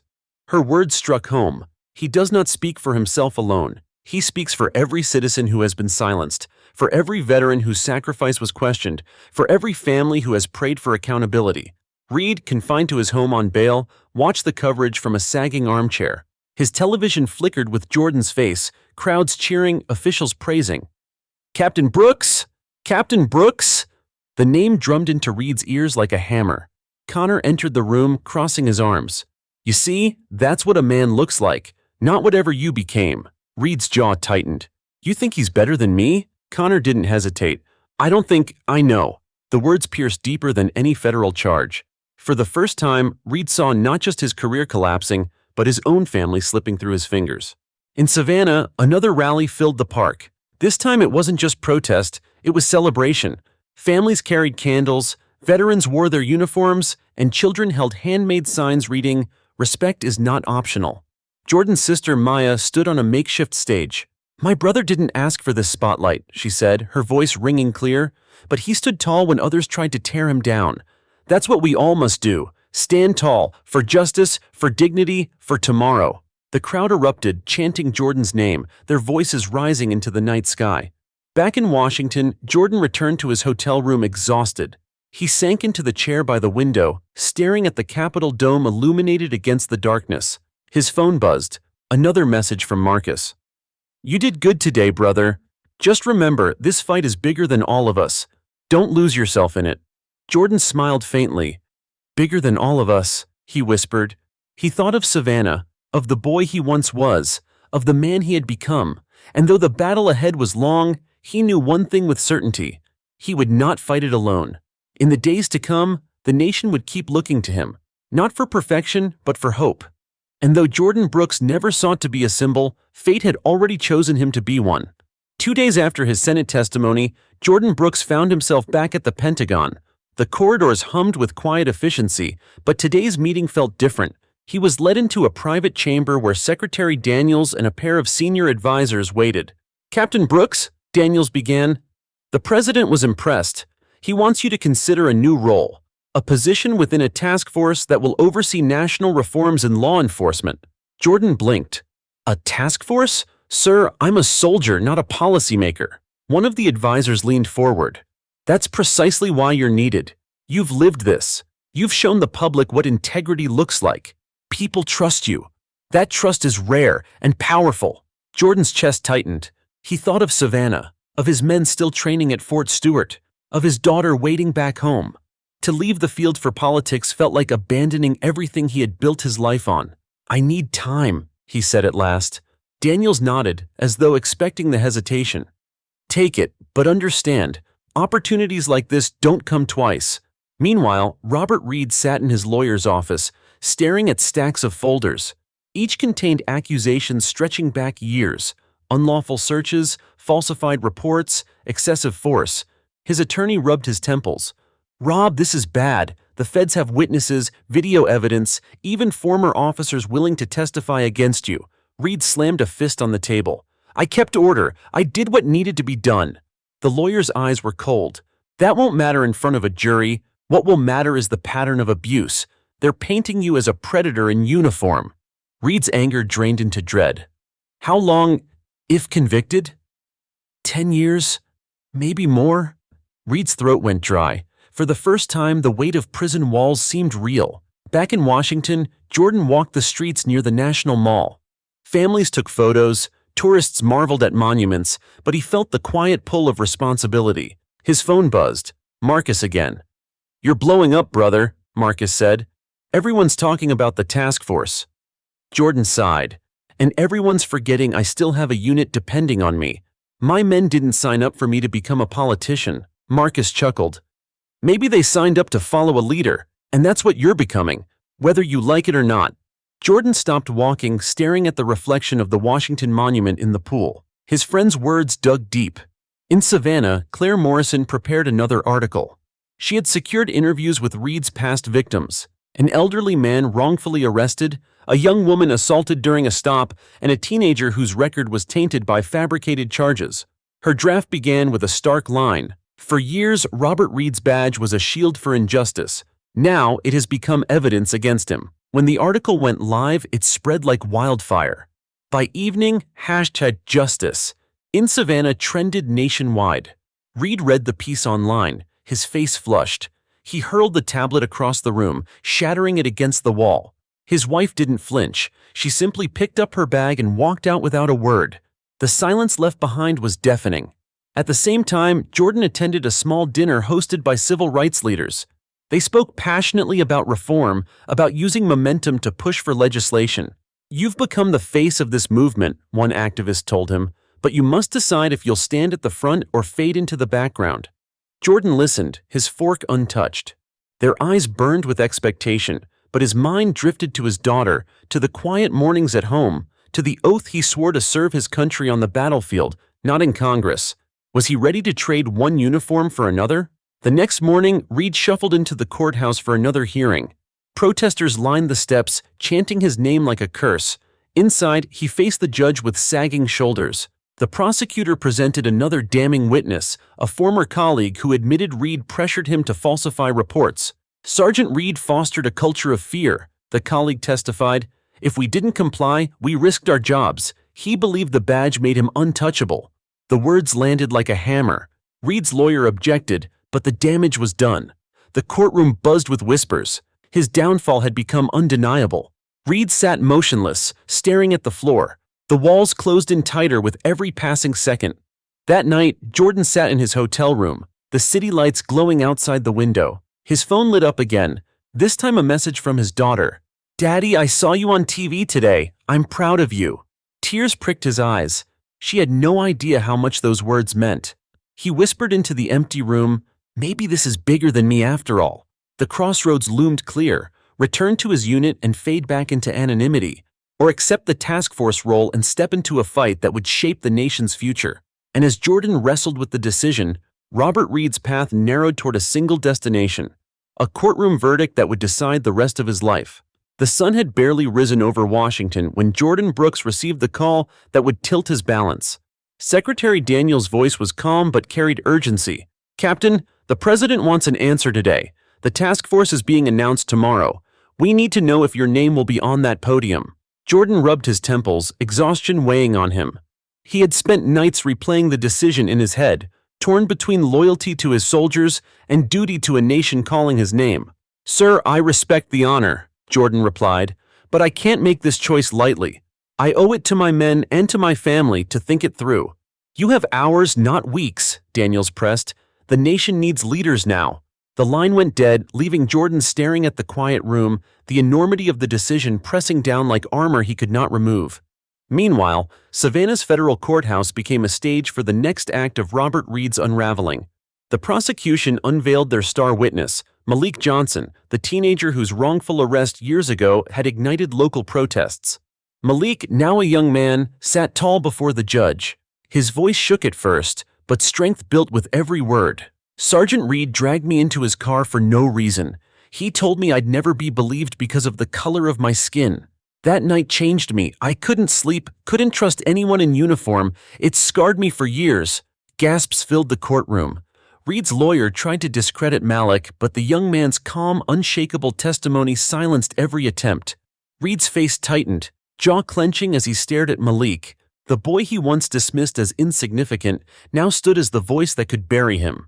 In Washington, Jordan walked through Arlington Cemetery seeking clarity. Rows of white headstones stretched endlessly, silent witnesses to sacrifice. He paused at one marked with the name of his old commanding officer, a man who taught him that leadership meant standing in storms others feared. Kneeling, Jordan whispered, "What would you do? Stay with the men or take the fight to the halls of power?" The wind rustled leaves overhead, and though no answer came, Jordan felt a quiet certainty building within him. His service didn't have to end with the battlefield. It could evolve. That evening, Claire Morrison filed another story. Its title blazed, "From Savannah Streets to the Capitol, Will Captain Brooks Accept the Call?" Her article painted him as the reluctant hero at the heart of America's conscience. She wrote, "The decision before Captain Brooks is not his alone. It belongs to a nation deciding whether justice is an ideal or a promise." The piece went viral instantly, forcing Jordan further into the spotlight he never asked for. At the same time, Reed sat alone in his cell after another damning day in court. His lawyer had grown distant, his family absent. Connor hadn't visited in weeks. He slammed a fist against the metal table. "They're turning me into the villain." The guard outside his cell muttered, "Maybe because you were one." Reed froze, rage boiling but powerless. For the first time, he felt truly caged, not by steel but by truth. Jordan's decision came the following morning.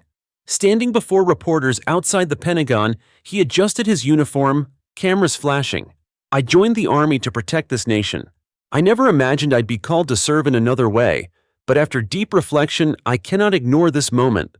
Tomorrow, I will join the President's task force on reform." The crowd erupted, journalists firing questions, but Jordan's words carried beyond the microphones. Across living rooms, phones, and radios, Americans heard a soldier stepping into uncharted territory. Reed's hearing resumed hours later, and the atmosphere was electric. The prosecution introduced video evidence. Dashcam footage of Reed verbally abusing a driver during a stop, his words dripping with cruelty. The courtroom fell silent as the screen showed Reed sneering, "You people never learn." The judge's gavel pounded. "Enough! This evidence is damning." Reed's lawyer buried his face in his hands, whispering, "We can't win this." For Reed, the walls closed in completely. That night, Jordan sat in his hotel room watching the news. His face appeared alongside headlines about reform, justice, and leadership. He didn't feel pride, only responsibility. His daughter called. "Daddy, are you scared?" Jordan smiled softly. "A little, but sometimes being scared means you're about to do something important." She giggled. "Then you're doing something really important." Her words gave him peace, a reminder of why he fought. Not for headlines, not for power, but for her future. And as Savannah braced for Reed's trial verdict and Washington prepared for the task force announcement, two paths, one of disgrace and one of reluctant heroism, moved toward a collision the whole nation would witness.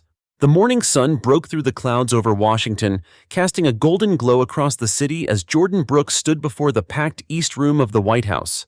Cameras flashed, reporters leaned forward, and cabinet members filled the front rows. At the podium, the president spoke with deliberate gravity. "Today we begin a new chapter," he said. "This task force will ensure accountability, transparency, and trust in our institutions. And leading this charge will be Captain Jordan Brooks, whose courage and honor represent the very best of this nation." Applause thundered, but Jordan felt a knot in his chest. He had faced firefights and life-or-death missions, but this spotlight was another battlefield entirely. As he stepped to the podium, the room hushed. "I am not here because I sought power," Jordan began, his voice steady. "I am here because accountability cannot be optional. Respect cannot be conditional. We cannot build trust if justice is denied." The applause swelled again, but Jordan noticed the weight in the eyes of the people before him. Expectations hung heavy, and he knew that every step he took from here on out would be dissected, praised, or condemned. Back in Savannah, Robert Reed sat with his lawyer in a small conference room. The trial was closing in on its verdict, and the odds were grim. His attorney tapped a folder with a tired hand. "Rob, unless we pull a miracle, the jury will convict. The testimony, the video evidence, it's overwhelming." Reed's eyes narrowed. "Then we find another angle, something they can't ignore." The lawyer leaned back. "The only chance we have left is to argue procedural misconduct. Claim evidence was mishandled. It's thin, but it could delay the inevitable." Reed's jaw tightened. "Delay isn't good enough. I need out." "Then you better start praying," the lawyer muttered. Meanwhile, Claire Morrison's latest article was already making waves. She had written about Reed's trial as the story of accountability colliding with impunity. Her sharp closing line echoed across social media. "When the badge is used as a weapon, justice must become the shield." At a cafe near the courthouse, law students huddled around laptops, dissecting every article, every clip, every testimony. "This trial isn't just about Reed," one said. "It's about whether the system itself can change." At home, Jordan's daughter Emily watched her father's speech replay on television. Her classmates had been whispering at school, proud to know the man on the screen was her dad. "Mom," she said softly, "is Dad going to be okay? Everyone keeps talking about how dangerous it is." Jordan's wife knelt beside her. "Your dad's strong. He's doing this for you, for all of us, and he's not alone." Emily nodded, clutching her mother's hand. The next day, Jordan convened his first meeting with the task force. Around the table sat generals, civil rights leaders, police chiefs, and community advocates. The mix of uniforms and plain clothes highlighted the challenge, bridging worlds that had long spoken past each other. A retired police chief broke the silence. "Captain, with all due respect, you're new to this. People don't want talk. They want results. Fast." Jordan leaned forward. "Then we deliver results. But results built on truth, not shortcuts. This isn't about headlines. It's about rebuilding trust brick by brick." The room quieted. Some nodded reluctantly, others leaned back in skepticism. It was clear, this would be no easier than any mission Jordan had ever commanded. In Savannah, Reed entered the courtroom again, his uniform traded for a wrinkled suit. The prosecutor's closing arguments were fierce. Robert Reed believed his badge made him untouchable, but justice does not bend to arrogance. Justice demands accountability. Today you, the jury, hold that power. Reed's lawyer countered with the thin argument of procedural flaws, but it fell flat. The jury's eyes stayed locked on the victims whose testimonies had cut through the noise. Reed clenched his fists under the table. For the first time, he felt not just the loss of control, but the reality of consequences closing in like iron bars. That evening, Jordan sat alone in his hotel room, his phone buzzing with congratulations and interview requests. But one message stood out. "Marcus again. You've stepped into history, brother. Just remember, the higher you climb, the harder the pushback. Be ready." Jordan exhaled slowly, staring out at the city lights.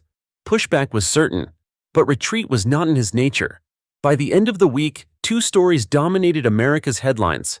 One of a disgraced officer facing judgment in Savannah, and the other of a soldier stepping into an unexpected role in Washington. And though the stories were separate, they were threads of the same fabric, one unraveling, the other stitching something stronger in its place. The courthouse in Savannah buzzed like a hive as Robert Reed's trial neared its end. Reporters crowded the marble steps, cameras snapping, voices overlapping as they delivered live updates. Inside, the air was heavy with expectation. Reed sat stiffly at the defense table, his face pale, jaw tight. His lawyer whispered, "Stay calm, Rob. Losing your temper now could seal your fate." But Reed's hands trembled. He had built his life on authority, on fear. Now, stripped of his badge, he was just another man staring at judgment. The jury filed in, notebooks tucked under arms, faces unreadable. Every eye in the room followed them, tension stretching thin as wire. Meanwhile, in Washington, Captain Jordan Brooks faced his own pressure. His first week as head of the task force had been a whirlwind of meetings, reports, and media appearances. He was still in uniform, but now his battlefield was policy. At a press conference, a reporter challenged him. "Captain Brooks, critics say this task force is symbolic. What can you realistically achieve in a system this broken?" Jordan met the gaze squarely. "Symbols alone don't change lives, but action does. And we intend to deliver real action." The first proposals are already being drafted. The crowd erupted in questions, but Jordan held firm, his voice unwavering. Yet inside, he knew the challenges were immense. Every word he spoke set expectations sky high. Back in Savannah, the prosecutor rose for closing arguments. Her voice cut through the courtroom. Robert Reed wore a badge not to protect, but to control.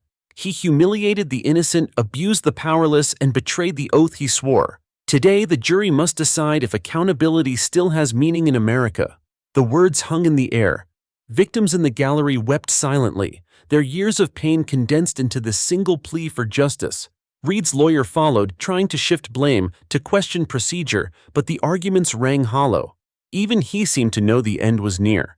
That evening, Jordan met with Secretary Daniels in a private Pentagon office. Stacks of reports lay scattered on the table. "Captain," Daniels said, "your leadership is strong, but some senators are already pushing back.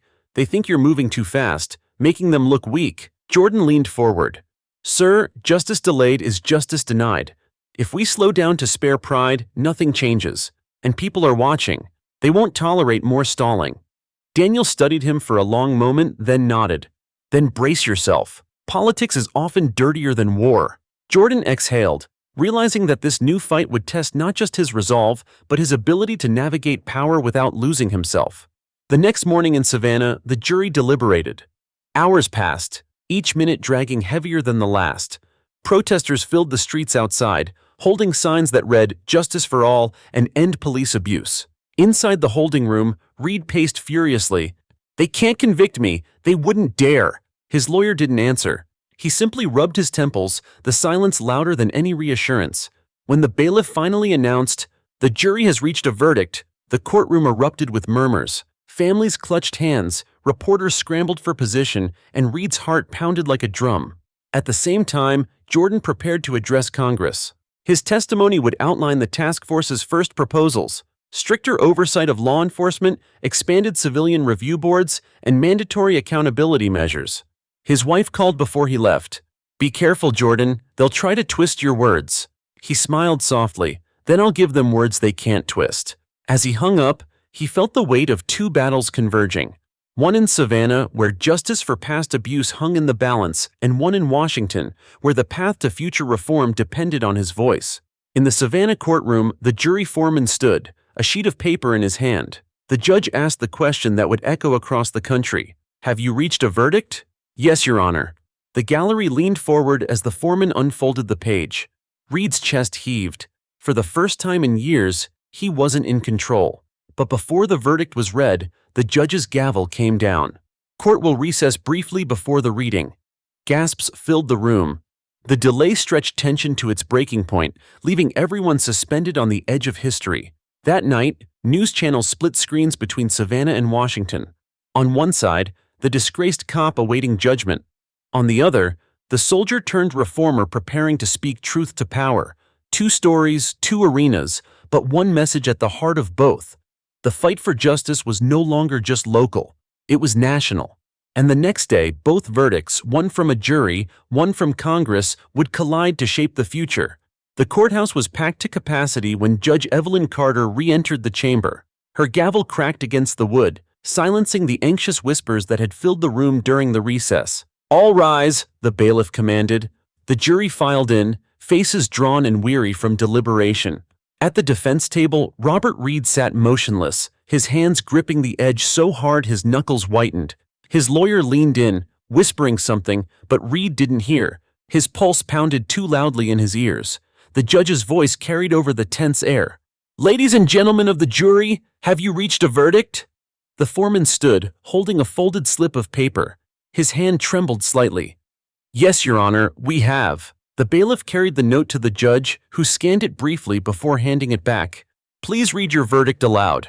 The foreman cleared his throat, his eyes scanning the room before locking on Reed. On the charge of civil rights violations under color of law, we find the defendant, Robert Reed, guilty. The courtroom erupted. Gasps, cries of relief, shouts of triumph. Reporters leapt to their feet, scribbling furiously, cameras flashing like lightning. Families of Reed's victims embraced, tears streaming down their faces. Reed, however, exploded from his chair. "This is a sham! I served this city for 20 years. You can't—" The gavel slammed. "Order," Judge Carter barked.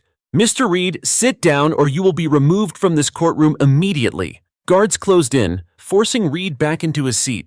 His lawyer covered his face with both hands, resigned to the collapse of their case.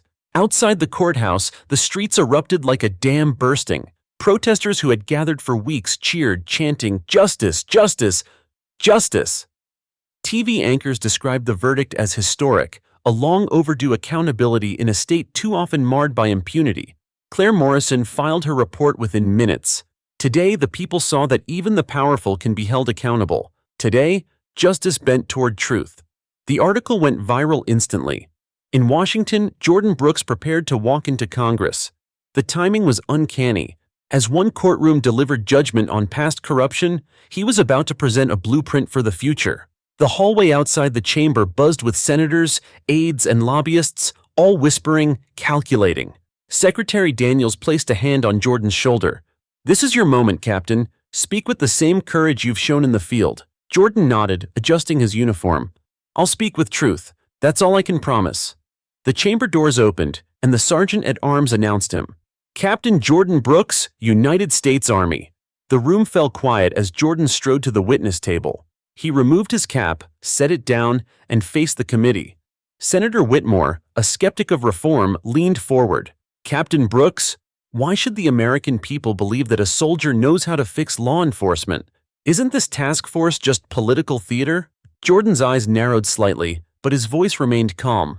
"Senator, I didn't ask for this role. I was pulled into it because injustice doesn't just happen in war zones. It happens here, on our own streets. When a man in uniform abuses his badge, it endangers not only citizens, but every honest officer who wears it with pride. Reform isn't theater, it's survival." A murmur rippled through the chamber. Cameras zoomed in. Even the skeptical senators leaned back, unsettled by the weight in his words. Jordan continued, laying out the proposals. Civilian oversight boards with subpoena power, nationwide standards for use of force, mandatory body cameras, and whistleblower protections. "This isn't about politics," Jordan said firmly. "This is about trust. Without trust, there is no justice. Without justice, there is no peace." Applause broke out from the gallery, though the chairman quickly banged his gavel for silence. Still, the message had landed. Back in Savannah, Reed was led away in handcuffs. Outside, reporters swarmed him, microphones shoved in his face. "Do you have anything to say to your victims?" one shouted. Reed snarled, his face twisted with rage. "This isn't over! They set me up!" But his words were drowned out by the chants of protesters, their voices rising above his fury. He was shoved into a transport van. The door slammed, and just like that, the man who once terrorized others now faced years behind bars. That night, America watched split screens. On one side, footage of Reed being escorted to prison. On the other, Captain Brooks delivering his testimony with unwavering strength. News anchors tied the stories together. Today marks a turning point. Accountability was delivered in Savannah, while reform was demanded in Washington. Together, they represent a shift that could define a generation. Later, alone in his hotel room, Jordan finally let himself exhale. He turned on the television just in time to see the headline, "Jury Convicts Robert Reed, Justice Served." For the first time in weeks, Jordan smiled.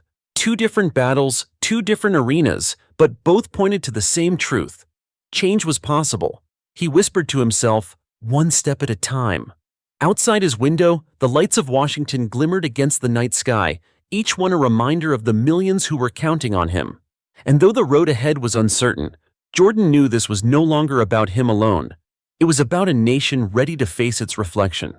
The morning after the verdict, Savannah woke to the sound of church bells ringing. Crowds gathered outside the courthouse steps where, just hours earlier, Robert Reed had been dragged out in handcuffs. Candles still flickered from vigils that had lasted through the night. On street corners, strangers hugged each other, repeating the same word over and over: justice. Inside the courthouse, Judge Carter entered the chamber to deliver Reed's sentencing. The room was silent, the weight of history pressing down. Reed stood at the defense table, wrists chained, his once commanding presence reduced to a shadow. His lawyer sat slumped beside him, notes scattered like confetti after a lost battle. The judge's voice cut clean through the silence. "Robert Reed, you used your badge to harm those you swore to protect. You betrayed your oath, your community, and the very foundation of justice. For your crimes, this court sentences you to 25 years in federal prison." Gasps filled the room, followed by tears of relief. Some clapped, though the bailiff quickly hushed them. Reed's face drained of color. He tried to shout, but his words cracked into incoherence as guards escorted him out. The headlines erupted within minutes. "Former officer sentenced, accountability delivered." News anchors called it a watershed moment, the kind of decision that could ripple across the country. In Washington, Captain Jordan Brooks sat before a sea of flashing cameras as the president signed an executive order establishing the National Oversight Task Force. Jordan stood just behind him, flanked by generals, community leaders, and civil rights advocates. "This is not the end of the struggle," the president said, pen poised over the paper. "But today, we lay the cornerstone of reform, and it will be led by a man who has proven, in and out of uniform, what true service looks like: Captain Jordan Brooks." The signature was met with thunderous applause. Jordan shook the president's hand, then stepped to the microphone. "Yesterday, justice was served in a courtroom in Savannah," he began. "Today, we take the next step here in Washington. But tomorrow is when the real work begins. Because justice cannot rest on one verdict, one headline, or one task force. Justice must be the air we breathe." The words rolled across the chamber, carried live to millions of homes. People paused in diners, barbershops, classrooms, and offices to watch, to listen, to hope. That night, the city streets told their own story. In Savannah, families lit candles outside the courthouse, holding signs that read, "For the fallen, and never again." In Washington, young activists gathered outside the Capitol, chanting Jordan's words back at him. "Justice must be the air we breathe." On social media, hashtags trended worldwide. Hatch Justice for All, Have Brooks Plan, and End Abuse of Power. Claire Morrison, watching the moment unfold from her newsroom, filed her final piece of the day. Two battles fought in two cities ended with a single truth. When courage meets accountability, history bends toward justice. Reed is behind bars, reform has begun, and a weary nation dares to believe again. At home, Jordan finally returned to his family. His daughter Emily ran into his arms, clutching him tightly. "You were on TV again, Daddy," she said proudly. "The kids at school said you're a hero." Jordan kissed her forehead. "The real heroes are the people who never gave up, the ones who kept fighting when it felt impossible." His wife placed a hand on his shoulder. "And now you're carrying their fight forward." Jordan nodded, exhaustion and pride mingling in his eyes. Weeks later, Robert Reed was processed into a federal penitentiary. Stripped of his authority, dressed in prison blues, he shuffled through the gates as other inmates stared. The man who once barked orders now lived under them. For the first time in his life, Reed felt the weight of accountability pressing down, immovable and absolute. Meanwhile, Jordan's task force got to work. Their reforms wouldn't be easy, nor would they be quick. But the seeds were planted. Every new policy, every difficult meeting, every late-night draft carried the hope of the people who had marched, protested, and demanded change. The story closed not with fireworks or speeches, but with a quiet moment. Jordan sat at his desk late one evening, the Capitol dome glowing outside his window. He reread a letter from a mother in Savannah who had lost her son years before to police violence. "Because of you," the letter read, "I feel like my boy can finally rest." Jordan folded the paper carefully, placing it in his drawer. He whispered into the stillness, "Rest easy. We're not done yet." Outside, the night stretched deep and silent, but for the first time in a long time, it felt like dawn was within reach.